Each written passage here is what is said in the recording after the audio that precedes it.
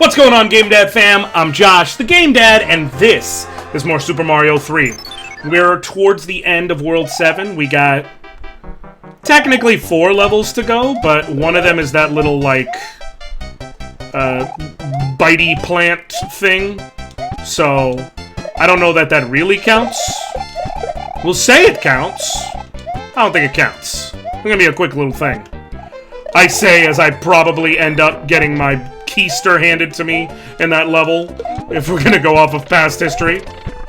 Oh my goodness.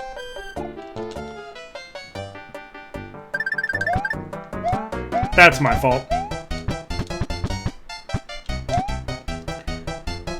So, when we last left off, in the last episode I yelled at you guys about accessibility. I'm not gonna do that again.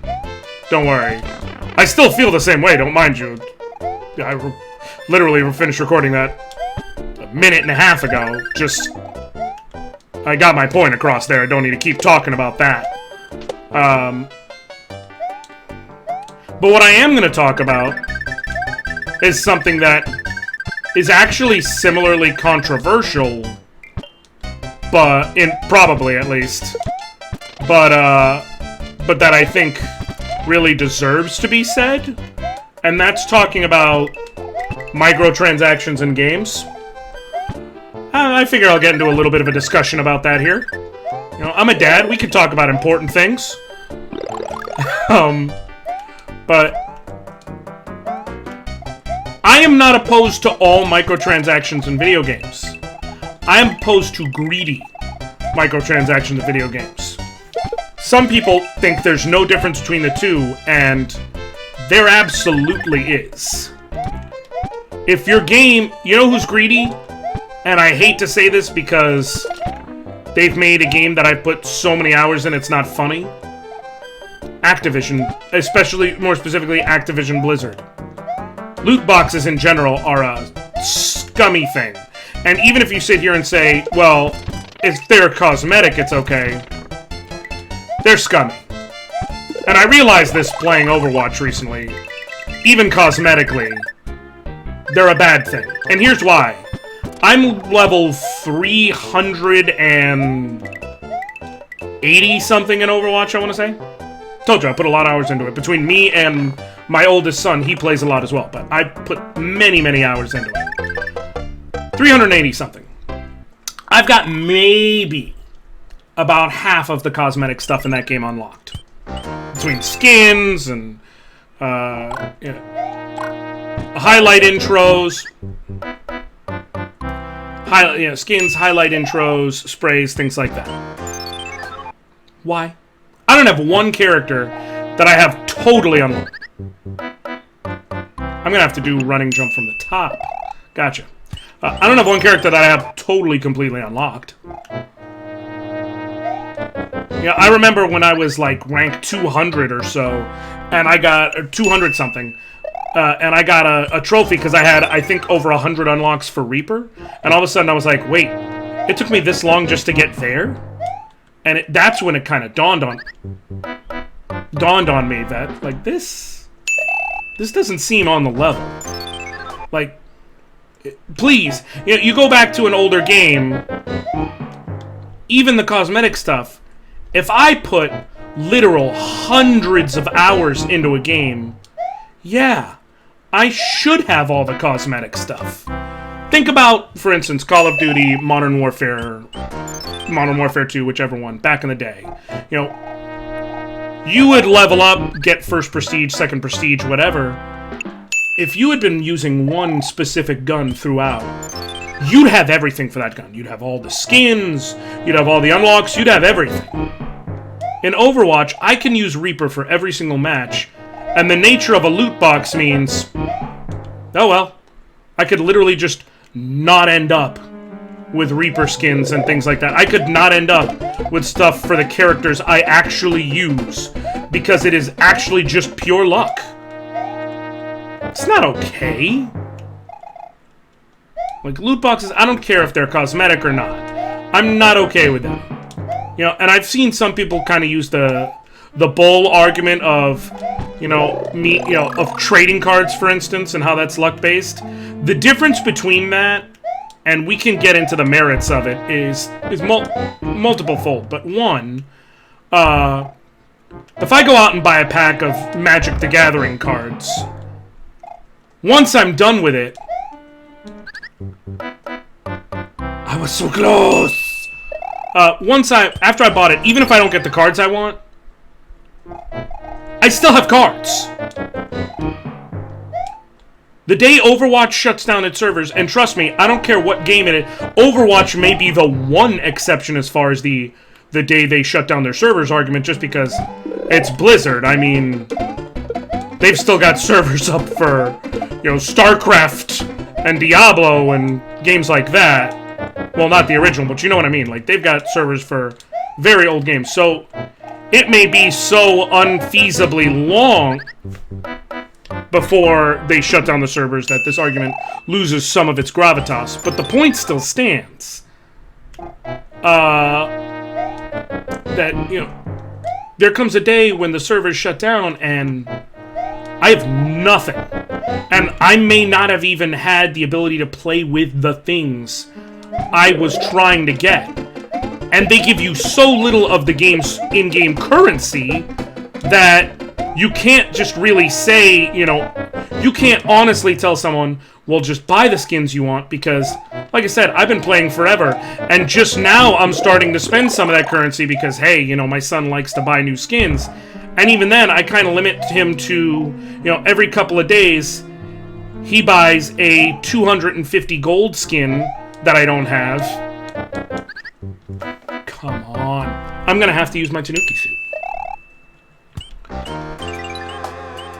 Or leaf, or whatever, excuse me. Or I can use my mushroom and see what I get out of that thingy. Okay. But yeah, I'm in a situation where it's like I'm only letting him use that because I think the most I ever had was 8,000 coins. Legendary skins, and that's the most I've had from being level 300 and something, and I didn't exactly buy tons in that period. Legendary skins cost 3,000 coins. That means that with minimal spending in that time, I literally didn't amass enough at my highest to be able to buy 3 of them. It's not right. Now, my ultimate point there is DLC as a whole, though, is not inherently bad. Just as long as the game isn't built around the DLC. It's simple. A game like, for a good example, Smash Ultimate. No one can sit here and say Smash Ultimate was a cash grab. I don't care who you are. And that it just shamelessly exploits its DLC. Its DLC is an extra 5 characters on top of a 70-something man roster. Like, it's icing on and it's not hiding modes from you. They just put out the stage builder for, like, in recording this is like the week, I want to say, after Joker came out as a playable character. Like, I played with him. He's super fun. I'm so glad I have him versus, not having him. But I don't feel like if I didn't have him, the game wouldn't have been worth it or anything crazy like that. Woo! Now I just have to make sure I actually follow through on this. The game would still have been worth every penny that I had paid for it, were it, not for him being in it. But I got so much enjoyment out of the game, and just wanted a little more, that it's easy for me to validate there being DLC in there. Because the original game was made fully and completely without DLC being a requirement for full enjoyment. You don't need the DLC to enjoy it. The original game provided me so much that I don't feel like I got shafted. And so now it's just down to, hey, I like this game a lot. I like this game a lot, so I'm going to spend the extra 20 bucks on the Fighter's Pass because it has given me enough enjoyment to validate that extra cost to give me more. Do I do that for every game I enjoy? No. In this case, not only was it that the game itself was made without the DLC being required to enjoy it, but also, you know, for lack of a better way of putting it, I enjoy and I want what the game is giving me. There are games that come out with DLC that just doesn't cater to me. Even better, don't buy it. But DLC is not inherently bad, was my ultimate point.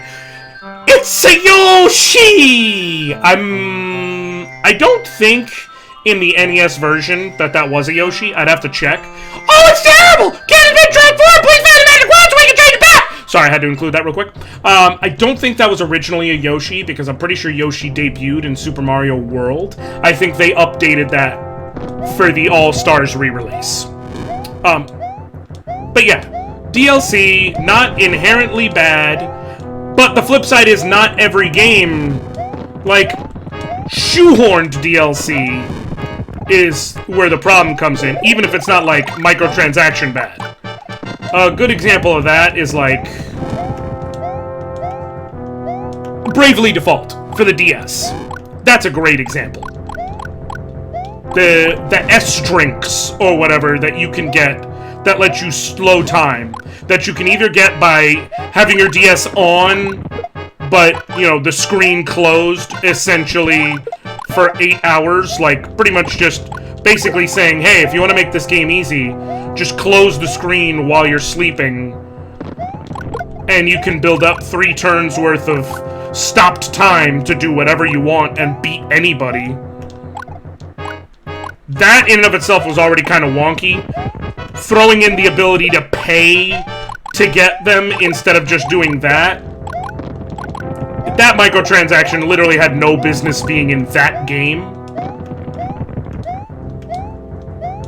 So that was kind of frustrating. But the simple solution there is, I just didn't buy it. I didn't need it. I didn't even want to buy it.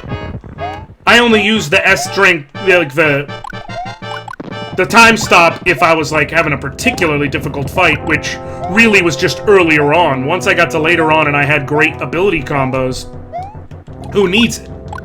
But, you know, especially in doing it, I was like, nah, I'm just gonna go ahead and close my screen and do it that way. I'm not gonna pay for this. It was just too forced. It wasn't... Oh, it's Ludwig von Koopa!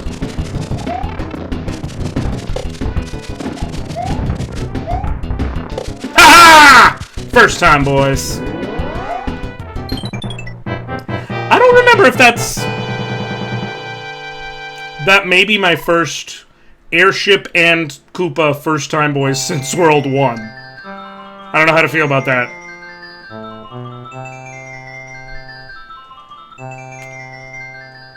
But now we're officially in the last world. Oh, it's a Viking! Oh, thank heavens! I'm back to me old self again! Thank you so much! Here's a letter from the princess. I don't know why he had that accent. Wouldn't even really... Yo! I kidnapped the princess while you were running around. She's here in my castle if you dare to try and rescue her. Ha ha ha! King of the Koopa.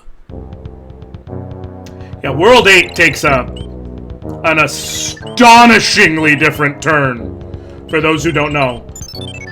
And what's cool is, you know, your level is like, time to go against a tank, or an airship, or whatever it may be. It's a cool way of doing it. I only saw this a bit as a kid growing up, but it was always made me very happy to get here, because it was so cool. You know, that just, it's the only word, it's cool. It's still cool. I don't even care. I'm a grown man, and this is cool. And I played AAA titles from all the developers. This was objectively cool and always will be. Look, a Mario fighting through an army of Koopa tanks. Back in the good old early days of YouTube and Flash Player, Newgrounds, and all that stuff.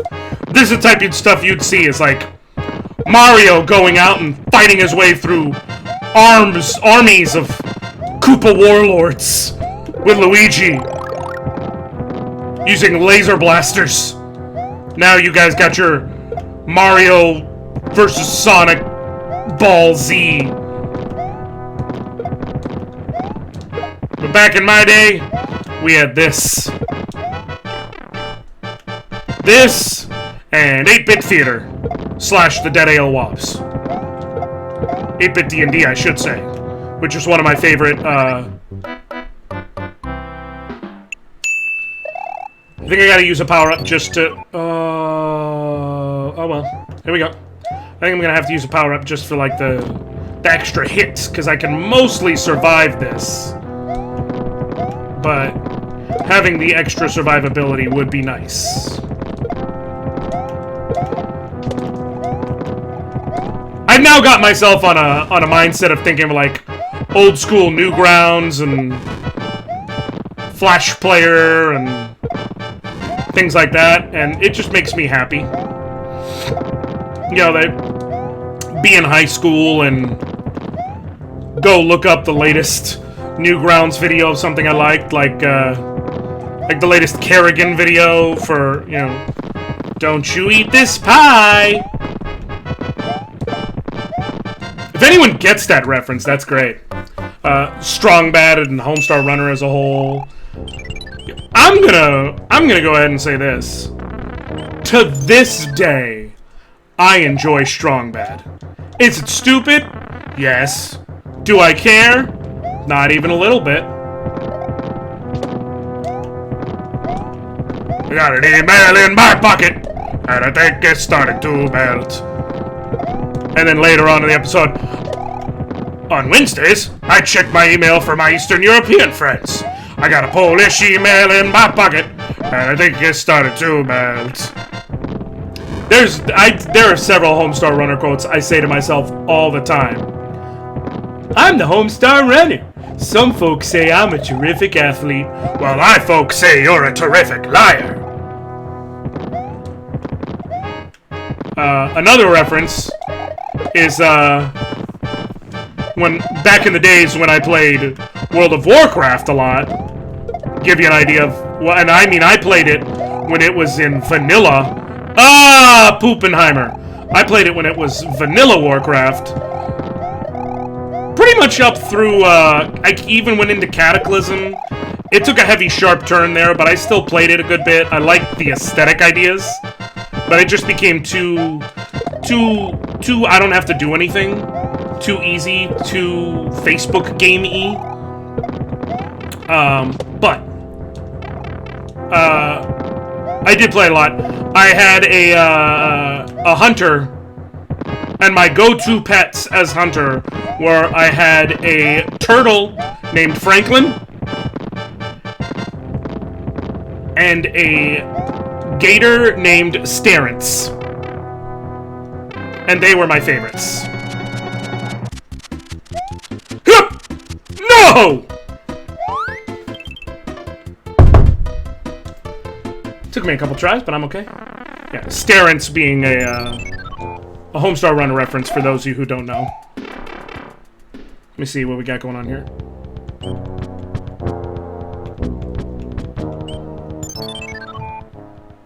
Okay, let's do this. I can keep going this episode. I'll do one more level before I throw it off, even if I'm cranking out early. I'll do this just to, again, not an efficient way of doing it, but yeah, that's what I thought. I was pretty sure that in this level, if I remembered it correctly, there was an early... Oh! Oh! Oh! Oh! Woo! Woo! Okay. I know that didn't look very death-defying, but I promise you it literally was. You have to trust me on that. No! MLG Pro.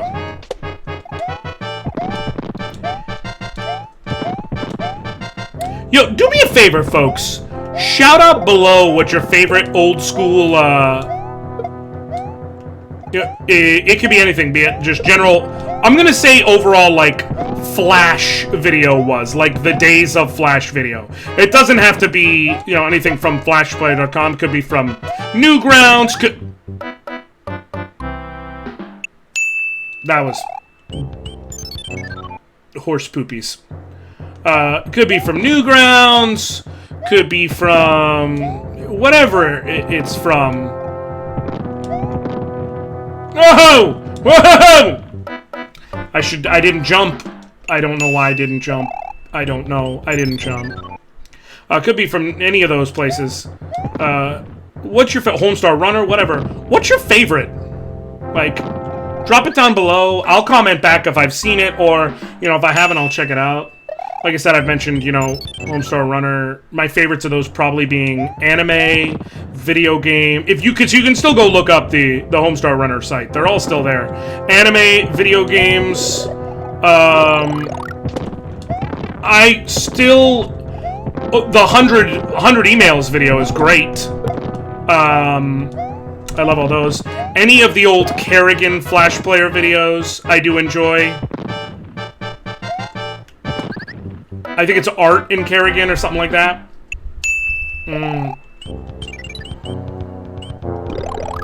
So those are, I don't even care anymore.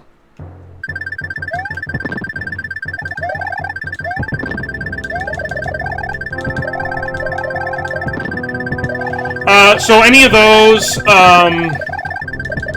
Death of Video Gaming was one I remember.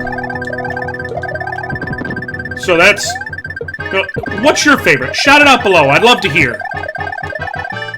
And I'd probably look about, ooh, Magical Trevor. I remember Magical Trevor, I did love Magical Trevor. I also loved, you know, your old school classics here. Badgers, badgers, badgers, badgers, mushroom, mushroom, snake. I see a snake. Snake, it's a snake. If you don't know what I'm talking about, I encourage you to go look them up. They're all good to this day in our modern meme-loving world. I apologize for this ringing, folks. I really do. It's a bit more noticeable with the airship music in the background. But at least that's done. Come on, Boom Boom. What you got for me? Hey, Mr. Boom Boom. Oh, what you got for me, Mr. Boom Boom? That's a Justin Timberlake reference. That is a Justin Timberlake reference, and I'm proud of it. Hey, Mr. JT. Oh, what you got for me?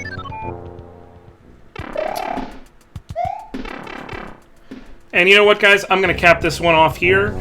When we come back, I'm going to try and finish off Bowser's World. Let's do this, guys. I'll see you on the other side. Catch you later, GameDad fam. All right.